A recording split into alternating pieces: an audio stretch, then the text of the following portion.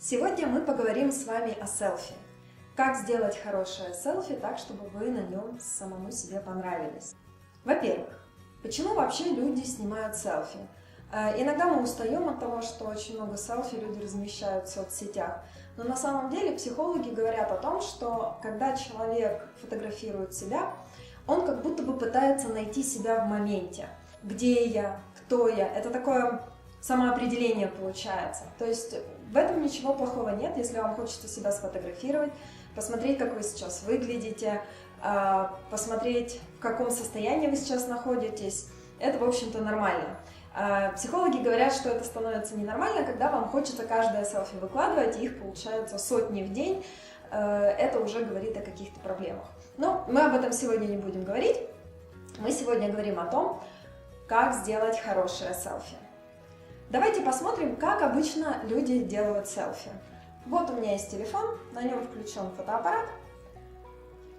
Человек попадает в пространство, и вот, например, мне приходит мысль, хочу сделать селфи.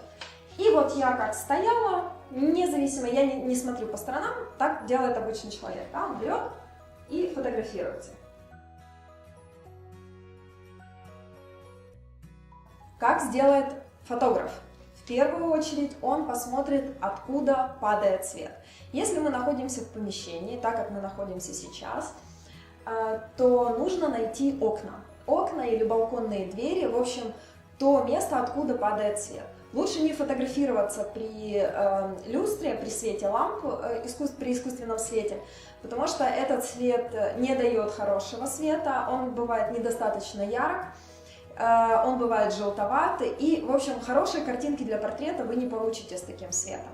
Поэтому снимать селфи лучше с дневным светом. Если вы находитесь в помещении, ищите источник света, ищите окно. В моем случае окна располагаются передо мной, и поэтому я разворачиваюсь либо на одно, либо на второе окно и сделаю несколько кадров, чтобы посмотреть, как это выглядит. Еще одна штука. Обратите внимание, если перед вами источник света, и вы наводите свою камеру перед собой, то вы получите тень от телефона на своем лице. Вот за этими вещами тоже надо следить. Поэтому я стану так, чтобы у меня тени от телефона не было на лице, мои источники света остаются по бокам, и фотографируюсь.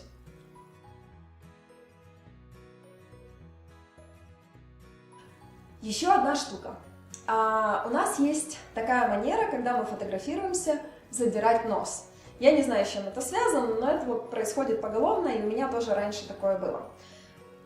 Почему лучше этого не делать? Если вы задираете нос, вы видите не глаза, а ноздри человека. И на портрете получится выразительный нос, выразительные ноздри, а глаза будут при этом прикрытыми. Поэтому лучше всегда чуть-чуть опускать подбородок, чуть-чуть, если вы боитесь, что появится второй подбородок, поэтому делайте это совсем чуть-чуть. Но тогда глаза раскроются, и вы получите очень красивый портрет, а ноздри уйдут вниз. Вот, сейчас я покажу, как это делается. Я могу сделать вот такой кадр, или вот такой.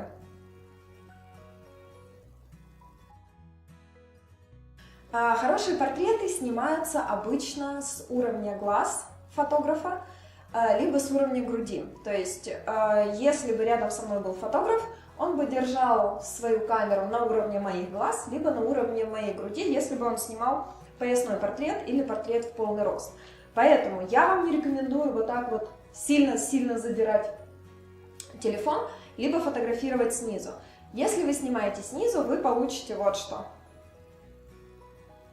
Большой подбородок, закрытые глаза, ну и, конечно, ноздри. Если вы снимаете сверху, вы получите большие глаза, в общем, да, большой лоб, узенький подбородок. В любом случае пропорции вашего лица будут искажены. Это вам тоже не нужно. Если вы хотите, если вы так же, как и я, любите натуральную красоту, если вы хотите узнать, какие вы на самом деле, ваша настоящая красота, не искусственная, не отфотошопленная, а вот действительно красивая, я уверена, что она есть в каждом из вас, тогда снимайте с уровня глаз. Чуть-чуть выше можно, чуть-чуть, тогда у вас приоткроются глаза. Но вот этих сильных искажений лица лучше не делать. Что еще можно сделать, чтобы избежать искажений? У меня в режиме селфи есть такая функция, как приближение зум в портрете по экрану. Если у вас в режиме селфи это есть, не только во внешней камере, но и во внутренней, я рекомендую чуть-чуть приблизить, именно не телефон приблизить, а вот пальцами по экрану приблизить, тогда пропорции тела будут намного лучше, пропорции лица. Вот смотрите, без приближения я снимаю, получается вот так, а это с приближением.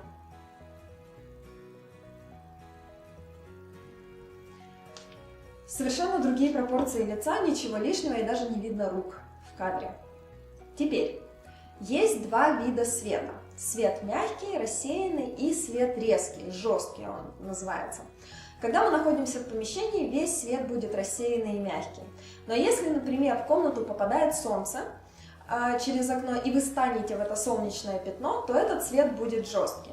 Точно так же это выглядит и на улице. Когда вы находитесь на улице, вам желательно найти тень, если это солнечный день, особенно если это полдень, вам нужно уходить в тень. Хороший портрет в полдень сделать нельзя.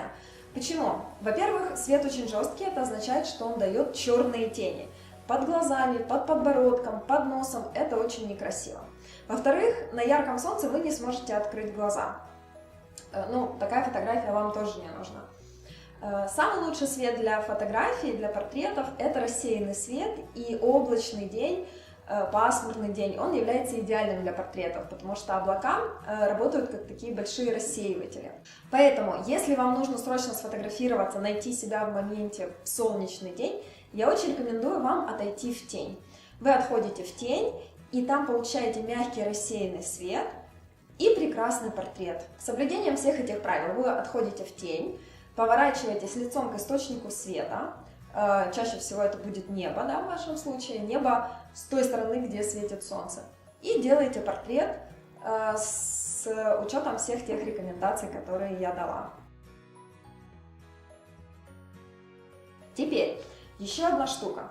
Многие люди, когда фотографируются, они смотрят только на себя на экране. Ну, это нормально, это, в общем-то, все любители фотографы так делают. Они смотрят ровно на то, что они снимают. Поэтому, когда они фотографируются, они смотрят на себя и не смотрят вообще по сторонам. Что мы видим? Если так фотографироваться, кроме того, что я снимаю против света, у меня из головы начинают расти разные предметы. Это могут быть ветки, столбы, цветы, деревья и так далее. Это достаточно грубая ошибка в фотографировании, я бы вам не рекомендовала это делать. Что для этого нужно? Нужно следить за фоном. Когда вы смотрите в экран или вы смотрите в объектив фотоаппарата, это работает не только с селфи, но и со всеми фотографиями, вам нужно видеть не только объект съемки, а все-все вокруг, что происходит. То есть у вас должно быть сразу много глаз. Или одним вы смотрите в объектив, а другим глазом вы смотрите везде вокруг, что происходит. И вы стараетесь сделать так, чтобы фон был нейтральным, чтобы прямо за человеком не находились какие-то вот такие резкие предметы, которые будут создавать ощущение, что они растут у него из головы. Поэтому, чтобы сделать селфи, кроме того, что я нахожу хороший свет, я еще и нахожу хороший фон. Я повернусь и стану, например, вот так вот, просто на белом фоне сфотографируюсь. Сейчас свет падает с этой стороны, очень неплохо меня освещает. Я приближаю по экрану пальцами и фотографируюсь. И получаю прекрасную фотографию, которую даже, в принципе, можно использовать для паспорта. И еще одна фишка, которую можно сделать, когда вы фотографируетесь. У вас в телефоне есть таймер. Он может работать как на селфи, так и на внешнюю камеру. На внешнюю камеру 100% будет работать. Что вы делаете? Вы находите таймер в своей камере. Вы обязательно его найдете, я верю в это. Находите таймер, включаете его на 5 секунд. Ставите. Вот, допустим, я сюда поставлю. И если вам надо сфотографироваться по пояс или в полный рост, вы хотите показать новую одежду, вы легко можете это сделать. Вы включаете таймер и становитесь перед камерой.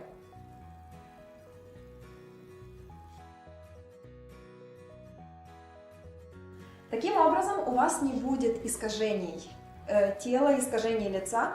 Вы можете сфотографироваться в полный рост, как вам удобно.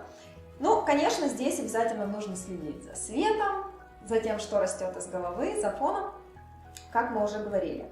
Таймер очень клевая штука, и половина фотографий в Инстаграме, открою вам большой секрет, снята именно с таймером. Потому что не всегда у человека рядом бывает фотограф, партнер, который может его сфотографировать. И даже вот эти красивые фото со спины в бассейне или фото со спины на фоне окна или там вот с такими задумчивыми всякими видами, это тоже все можно снять самостоятельно с таймером. Желаю вам вот таких успехов в ваших селфи и желаю вам постепенно научиться делать такие селфи, на которых вы будете себе нравиться. Спасибо за внимание! Это была Виктория Савастьянова, курс от Sun Inside Photography.